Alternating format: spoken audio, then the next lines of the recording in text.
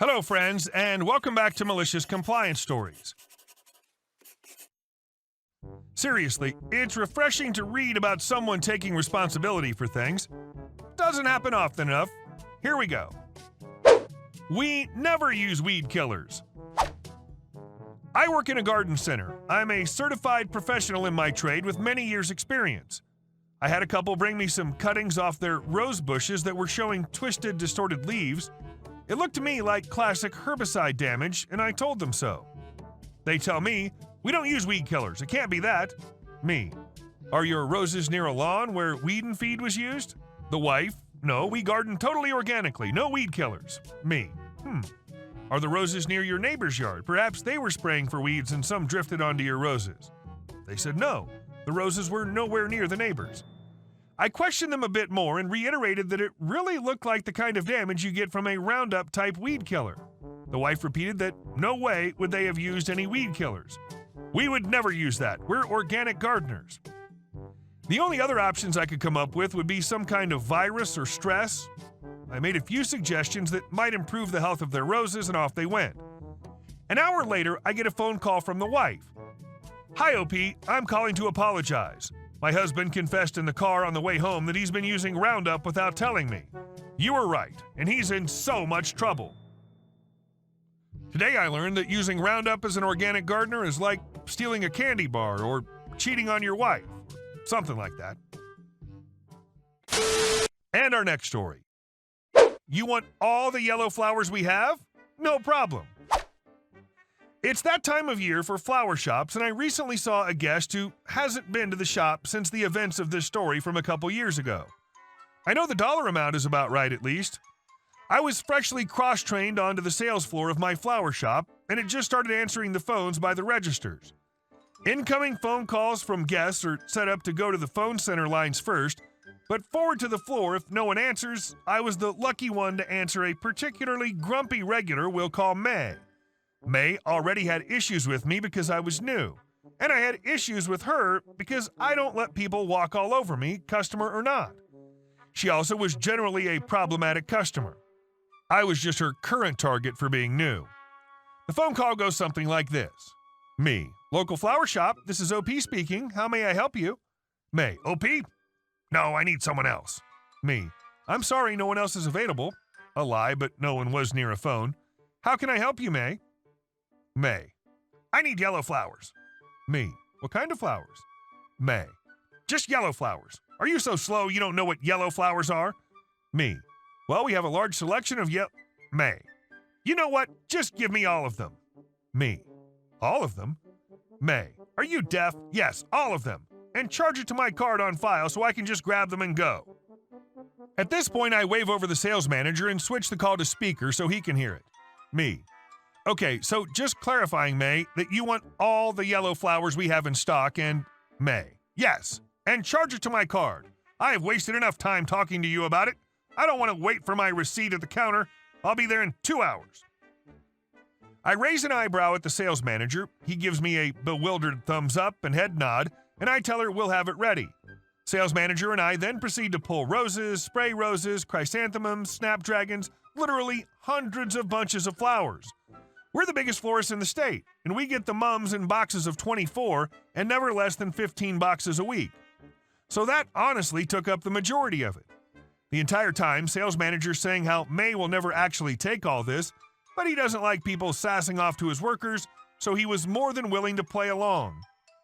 He did have the foresight not to charge her card, as when we finished ringing everything up, it came to a whopping $1,000 plus order.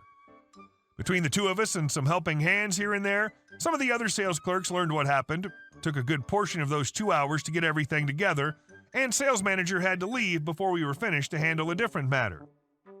May comes in, already glaring at me, and asks where her order is. I smile at her and gesture at the 20 or so buckets of yellow flowers surrounding the pickup area. It honestly looked like a display we had so many buckets. While she's doing her best imitation of a suffocating fish, I tell her as nicely as possible, "I just wanted to check that you wanted this order charged to one card since $1,000 is a lot of money." You could hear her brain short-circuit before she went beet red and said, "This isn't what I meant. Where's sales manager?" I call him over the radio, and sure enough, as soon as he comes over, he's asking May if we pulled enough yellow flowers and that we had more coming in early tomorrow morning if she wanted them. She starts stuttering about how this isn't what she ordered and how incompetent OP is, etc., until sales manager says, OP confirmed with you that you wanted all of the yellow flowers in stock, and these are all of the yellow flowers in stock. If you wanted specific flowers or quantities, you would have to specify those with our sales clerk when placing your order. At this point, she grabs an armful of daisies and some roses and stomps off to the registers. The store got a rather nasty email with me mentioned by name about my incompetency and rude behavior, but sales manager corroborated my side of the story. Cameras showed I at least appeared nothing but friendly the whole interaction, and the number of other incidents regarding this particular guest basically ended with an "If you can't be nice to our workers, don't shop here" responding email. We were scolded for wasting 2 hours when we knew she wouldn't take all of it and there were other things to do, but we did exactly what the customer said, so not much else happened repercussion-wise. And our next story. Screaming kid on a plane. Years ago, a guy that worked with us died. His wife was pissed. He promised we'd travel someday, and now what? I went back to the office and decided I was traveling while I could. I was 40. I booked a flight to Aruba. On the plane from LAX to Miami, this kid, about 3, kept screaming the entire flight. His parents refused to intervene to the point the entire plane was angry. The flight crew offered to get him soda, crackers, peanuts. Both parents believed it would encourage him to throw fits when he wanted to. It was pretty contentious between everyone talking to the crew, asking to speak to the captain, etc. I was fuming inside. We got to Miami and everyone basically rushed away. After a few hours, it was time to board for Aruba, and who should show up out of nowhere? Yup, the parents and crying kid. All the way to Aruba. Some of the people from LA to Miami were there, and we all vented about the absolute ridiculousness of parents letting the kid cry and whine and throw a tantrum for hours without at least swatting him. 1 week in absolute solitude. I promised my coworkers no women. This was me relaxing and not chasing. Sunday, 1 week later, rolls around and the same faces show up that we flew in with. We're sharing stories about four-wheeler rides, scuba trips, etc.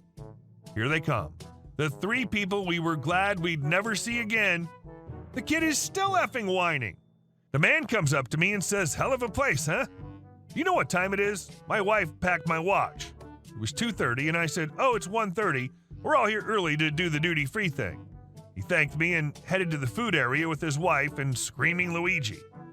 As soon as they were around the corner, these 2 girls came running over. "Did you just lie to that man?" I said I couldn't take another flight with them, and every single person got up and high-fives me. Then it got tense. As we were boarding the plane, there was a possibility that the family would somehow show up. When we were all seated and the door was pulled closed after the longest 10 minutes of our lifetimes, we all cheered. High-fives all around. I was bought a drink. I had to explain that I don't drink because I heard the talk of others wanting to do that too. Nope, just never liked it. As we pulled back, we could see them looking out the window. I knew they couldn't see me, but I was still hiding in my seat. In Miami, I was hugged by a bunch of strangers. And our last story. Move your car. LOL.